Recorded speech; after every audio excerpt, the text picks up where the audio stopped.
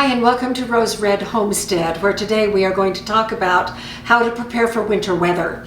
Now before we get to that, I want to share with you some information that I got this morning from one of our viewers. I had asked if anyone knows how to access, if you are watching our videos on your television, if anyone knows how to access the information that is below the video in the description, which sometimes includes recipes and always includes links to our other situations. And Jen sent the answer, so I'm just going to read it exactly. She says, while on the video, click the down arrow on remote. At this point, you'll see the timeline for the video.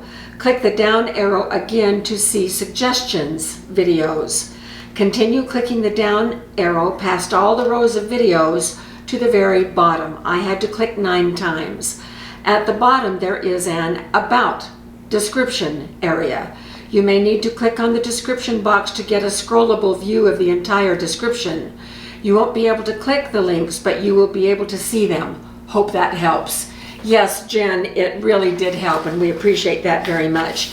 And hopefully those of you that watch on your television will now be able to access the description and to be able to see the links. Now, we have on the last slide a freeze frame of a link to our bookstore. And you might want to bookmark that because we're always putting up brand new things. Like for instance today, if you watched our little pumpkin video, which went up this morning at 10 o'clock on 5 favorite recipes for powdered pumpkin, you will know that there is a free booklet up there on 5 recipes for powdered pumpkin. And I like to play this little game. I will release the book like the night before. I'm actually going to make a little promo on it. And so last night, before the video aired this morning at 10 a.m. our time, we got 4 people who already downloaded the book. So that was it's just a little fun game that I play. I thought it might be good enough where we are still in the fall season to think about winter weather and some of the things that we can do right now to prepare. It may seem strange to think about that. We hit 90 degrees today, and so it's still pretty hot. We're having the last legs of summer here still. I'm searching for some information on preparing for winter. We always do a few set of things, but I thought, boy, it might be nice if I could find lists that I could then work with. And I found a great list published actually by the Weather Channel, and it has 14 points, and I'm just going to go through those points really quickly. Some of the points in here I think we can expand to a full-blown video, which I plan to do. But today we're just going to go quickly through these 14 points. Point number 1 is stock your pantry. Well, that fits right in with what we always do here anyway, because it's important to stay indoors and avoid traveling during a winter storm. Now, some of these things apply to if there is a winter storm coming. Other things apply just in general, how to prepare for winter. And this is not an all-inclusive list, but it has some really good ideas. So stock your pantry. And one of the things that we might think about is stocking our pantry. If you have not downloaded this book, this is the notebook that I keep our smaller books in. So this is our book on dry mix meals in jars. And if you've not seen that one, you may want to go check it out up on our bookstore, because that is full of good ideas to have where in times of emergency, like a winter weather storm, you can just open a jar, generally add water or broth, heat that up, and you'll have a meal. So that's one thing. Number 2 is to buy bottled water.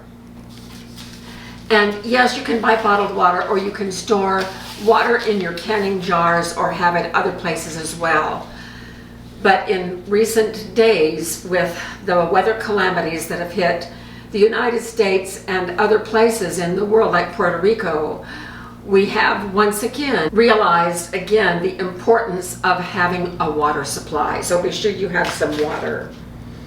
Then number 3 is to fill your prescriptions and pick up hygiene items. And this would be more in advance of a storm coming. However, even in winter weather, we want to reduce the number of times that we have to get in our cars and do whatever we need to do to get the car to be able to run, scrape the windows or turn the heat on and get it warm. So reducing the number of times that we're in the car would be great. So make sure that we stock up and have prescriptions on hand and stock up on our hygiene items. Number 4 is to build an emergency kit, and we have a whole video on bug out buckets, we call them. Number 5 is to stock up on ice melt and to check your winter tools. We don't get a lot of snow here, but there are plenty of times that we get enough that it ices up the front part of our driveway next to the garage door that never gets out of the shade in winter because the sun is so low in the horizon. And so we use ice melt, and we make sure that we have 2 or 3 snow shovels, because if you're like us, you've broken the handle off of snow shovels before, so we like to have backups on that. Number 7 is to prepare for a power blackout. We have done a little bit of work on this one with other videos, but we are planning on doing a video here soon showing a new solar generator that we are quite fond of. And we're going to be testing it out for the next few weeks, and then we're going to do a video. But having heat and light available for you is a very important thing to prepare for a power outage. Number 7 is to make a communication plan with your family. Have a way to charge your cell phone even if the power is out. Get some of those little battery banks. We have a number of them. Some of them you can put in the sun and solar charge them. So have a variety of ways to keep your phone charged and connected. And I think that that is especially important for those of us that are a little bit older. If we have family or friends nearby, we should have someone that we can connect with in a hurry if needed during winter, and especially during a winter storm. Number 8 is to protect water pipes. We really learned the importance of this when we were moving down here in December 11 years ago. We sold our home right out from under us, and we had an older toy hauler that we were using, and it was not winterized on the underneath side, and it was the only place we had to stay without renting a hotel room that would have just broken our bank. And so we just went to a trailer park and stayed there for 9 days until I was done at that university and we were ready to move down here. Every single morning I had to warm up the pipes so the water would flow. So make sure that you either leave pipes dripping or that you cover pipes with insulation so that your pipes will continue to run in the winter time. This next one, number 9, is to seal your windows and doors. This is the time to start looking at every entrance into your home, whether it be a window or a door, to be sure that the weather stripping is in place and to put more if necessary. I decided to take my own advice just a little while ago, and I checked our front door. Our front door is double wooden doors that come together in the middle. And I can see daylight right through the little top section and the little bottom section. We put new weather stripping on a couple of years ago, but it's time for us to revisit that. Number 10 is check or install new smoke and carbon monoxide detectors. One of the reasons why that is always a good thing to do right before winter is that we use different appliances in the wintertime for heat, even for cooking, that can generate smoke, possible fire, and so we want to be sure all of our detectors are in good working order. Now you have seen us use this one many times. This is the little, it's a kitty for children in a children's room, carbon monoxide alarm, and we do use this alarm when we are using our indoor butane stove, and I do use that a lot for videos. If we were in a grid down situation in the middle of winter, I'd be using it a lot right here in the kitchen as well. And so having one, now this one plugs into the wall, but it also operates on batteries. And so we just set it right here on the counter when I am using that little butane stove. And we have ventilation. Yeah, we do. We open the back door a little bit as well. Okay, number 11 is to prepare your yard. Now, this is important to do, especially right before a storm of any kind where there's going to be wind. If you have furniture that is lighter weight that might blow around in the wind, and especially anything that might crash into a sliding glass door or a window, make sure you lash it down or just fold things up and put them in the garage for the winter time. And then number 12 is to prepare your car. This is a big one for me. I have a terrible time remembering to look at my gas gauge. Jim is all the time when he drives my truck reminding me that my gas is low, and I don't know why I don't check it. And then the other day I ran out of window washer fluid.